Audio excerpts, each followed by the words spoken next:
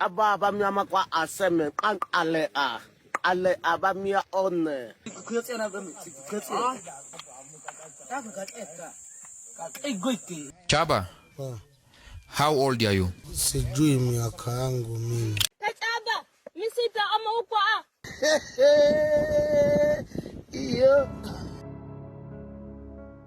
أبز حلفة مدب بزعبا زيوم وسنو كويلنا انت نبرنا بحطهم مسارت كنا نتصورنا جابا وعلو حيزلكم مسئلخو أبز مدب جابا زلو أمنتن نابز عليتون كما يكمت كم زخالن كنرينا بمقصالون نفلا ماغزة تورتا كبلعون كلو يخون ندقون كما يتريد كم زقبروهم أبز مدب كنعزبوينا أمودا أسرحتي بايرالي وتصلازي اللو نز مدب لايكن شيرن بمبال ناب كلون كباسحن نزلكم ريتوون أو نايكم انت بوتاق دفليك بالفتو ناب تمدب قصدكم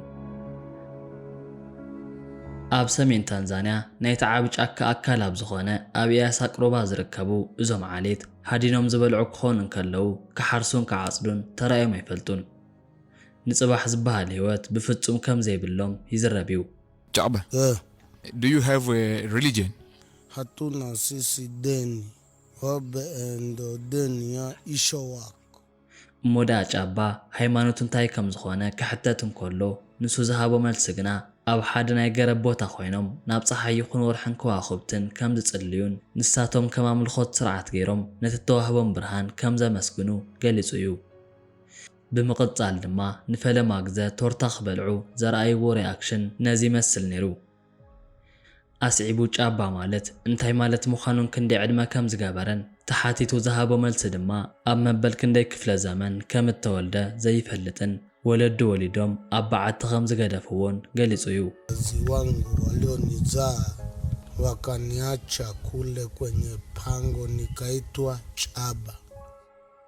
እቲ ልክዕ ናይ ጫባ ትርጉም ድማ ኣብ በዓቲ ዝርከብ ጀግና ማለት እዩ ንሱ ግና ንደቁ ክሕብሕብ እንከሎ ቅድሚኡ ንዕኦም ከም ዘብልዖምን ካብ ዝምጻእ ኣምጺኡ መግቢ ከም ዝቐርበሎምን ገሊጹ እዩ እዚኣቶም ዓሌት ፈጺሞም ናሃቶም ምስሊ ኣብ መስትያት ርእዮሞ ስለ ዘይፈልጡ ንፈለማ ግዘ ቤትሮ መጺኡ ንርእሶም ክርእይዎ እንከለዉ ኣዝዮም ሰንቢዶምን ፍላጾም ኣውፂኦም ድማ ጸላእ ከም ዝመጾም ዓይነት ክቃለስዎ ፈቲኖም እዮም ካብቲ ምሒር ምስ ዓለም ምርሕሓቖም ተላዕለ ድማ ኣብ ሓደ ሰዓት ናይ ፋንታን ኮካን መስተን እንትወሃቡ ምኽፋት ስለ ዝኣበዮም ብፍላጻ ገይሮም ከሃድምዎ ተራእዩ ኮይኑ ግና እቲ ጣዕሙ ዝፍለጥ ኮይኑ ልክዕ ምስ ተኸፍተ ክመናጠሉ ገይርዎም እዩ እዚኦም ዓሌት ሃድዛቤ ዝበሃሉ ኮይኖም ኣብ ታንዛንያ ዝርከቡ ዓሌት እዮም ብሓፂሩ ድማ ሃድዛ ዝብልዎም ኣይሰኣኑን ኣነጻጺርካ ምርኣይ ፈሊኻ ምስማዕን ቁጥፍ ዝኾነ ውሳነ መሃብን እቲ ዝፍለጡሉ እንኮ ተውህቦም እዩ ከሃድኑ ንዝረኣየ ሰብ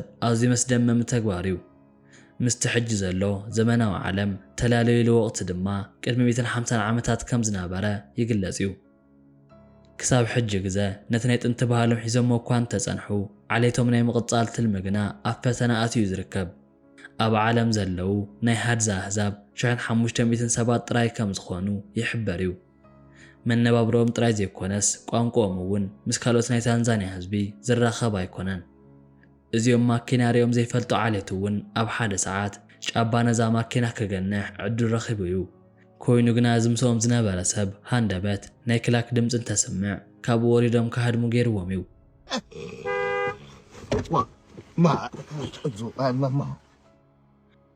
ብዙሓት ሰባት ጫባ ምስ ሰበይቱ ብዘለዎ ረኽቢ ይድነቑ እዮም እሞዳ ኣብ ሓደ ሰዓት ንሳ መግቢ እናሰርሐት ሰሪቕዋ ስለ ዝኸደ ክትሃርሞ ንዝረኣዩ ሰባት ጫባ ምስ ሰበይቱ ተባኢሱ ዝብል ዜና ዘርጊሖም እዮም ኮይኑ ግና እቲ ሓቂ ጫባ ከም ዝበሎ እንተኮይኑ ንሱም በዓል ቤቱን ኣዝዮም ከም ዝፋተውን ንሱም እንተ ክብራ እምበሪ ንሳ ከምዚ ዓይነት ሰብ ከም ዘይኮነት ኣብ ሚድያ ገሊጹ እዩ ብምቕጻል እውን እታ ብሓጻር ተቐዲሓት ተዘርግሐት ምስሊ ንሱም እንተ ፀዋታ ወይ እውን ምትህልላኽ ሓሲቡ ከም ዝኾነን ንበዓል ቤቱ ኣዝዩ ከም ዝፈትዋን ገሊጹ እዩ ንሱ እውን ብሪጉ እንትኾነ ናይ ገጽ መስትያት ስለ ዝሃብዎ ኣዝዩ ክግረምን ብናይ ተፈጥሮ መስሕብ ክምሰጥን ተራእዩ ካብ ዝቐፂሉ ድማ ምስ ዓለም ዘለዎም ረኽቢ ዝፍለጥ ኮይኑ ናብዛ ዓሌት ግና እታ ፒንክ ተሸፈነት ማምቡላን ተምጽኡ ኣብ ዓይኒ ካሜራ ዘየለዎ መሲልዎም ሽፎና ክቐልዑላ ተራእዮም እዮም ካብ ዝተልዓለ እውን ኣዝዮም ክሓፍሩን ናይዛ ባምቡላ ኩነት ከድንቑን ገይርዎም እዩ